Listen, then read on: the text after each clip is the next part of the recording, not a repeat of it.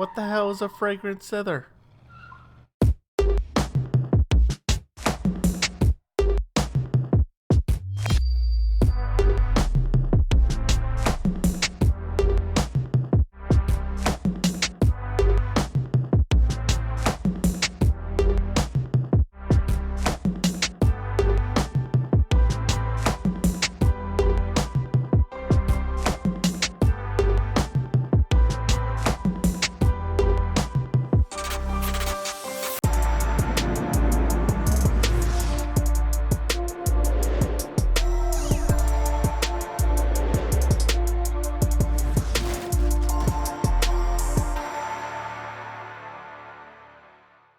Hey guys, it's your friendly neighborhood reviewer with inToit Reviews.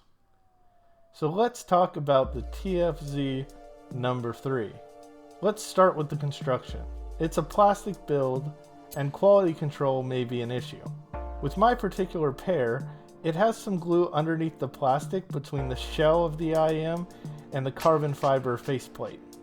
While you can only see this in certain light, it is kind of annoying, especially for the price of this thing. Furthermore, I have spoken to at least 2 people who claim that these IMs were sibling. This should not be the case. I urged both of them to swap out their sets for new ones, and lo and behold, both problems were fixed. So just be aware, if you get a sibling set, RMA them immediately. The cable that this set comes with is also junk. I actually like this cable when it comes to fit and feel, but it makes the sound hazy and grainy. I originally thought, oh, a mid-priced IM. That's just what it should sound like. But no, these can sound much better. Ditch the cable and listen to the goodness. I recommend a copper cable for the particular sound signature that I like with this set. I will place a link in the description to the copper cable that I'm currently using. The tips that this IM comes with is also junk. Out of the box with the stock tips, they're comfortable, but again, they sound like trash. Well, trash might be a bit harsh, but it does sound like you're listening to rap music in an early 90s caddy with hydraulics. Too much bass is here. My set required at least a day of break-in to tame the bass right out of the box. I've experimented with a number of tip options, and I find that foams generally sound the best with the TFZ No. 3. Because of the angle of the nozzle, regular Dekoni tips don't really fit all that well. At least for me they didn't. There is a solve here, however.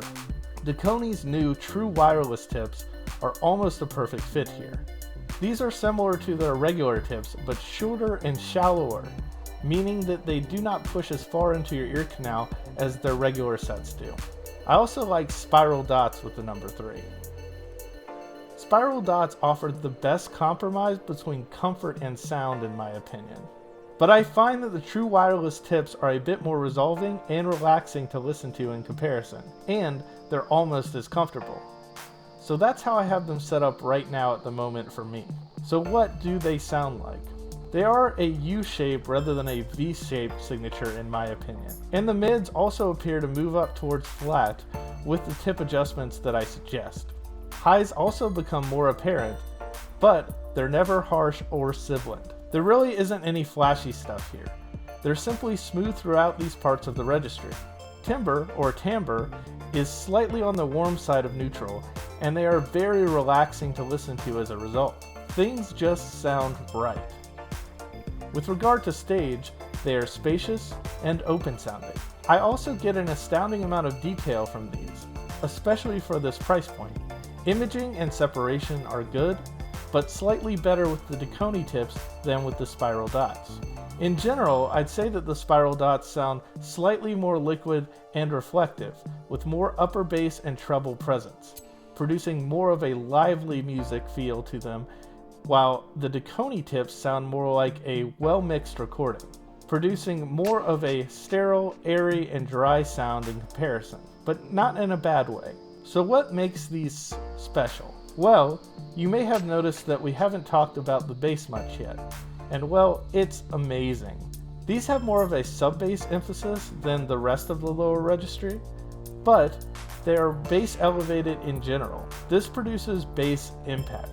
And the No. 3's dynamic driver does its part to yield good dynamics and slam that you can actually feel throughout your entire body. Plus, there is no bass bleed here at all, which is pretty hard to find with this much bass representation. The temperature of the bass is somewhat on the cooler side, which assists with the seamless integration. Detail is excellent and clear, and this includes peripheral details. Vocals are neither recessed nor forward, and the level of detail combined with the spacious soundstage, accurate imaging, and rather neutral presentation in the non-bass registry make listening to these sound like one is listening to music in a well-tuned home theater environment. Sounds are clear, all around you, and spaced out well. Most likely they are presented in the manner that the recording engineer intended them to be, with strict regard to treble and mid elements I'm talking about. In terms of the bass, it is definitely present, but in a very smooth, satisfying way. These are my favorite IEMs in my possession right now. I mostly power them off my phone, which works out well because my DAC is a bit bass light on my phone, and this compensates for it perfectly. They do benefit, however, from being powered by an amplifier. In the future, stay tuned for reviews of the Blonde BL03 and the KXXS in upcoming weeks. And just a reminder, I'm giving away a set of COS KSC 75s at the 500 subscriber mark. So like and subscribe, especially if you want to be considered for the giveaway. And I'm out.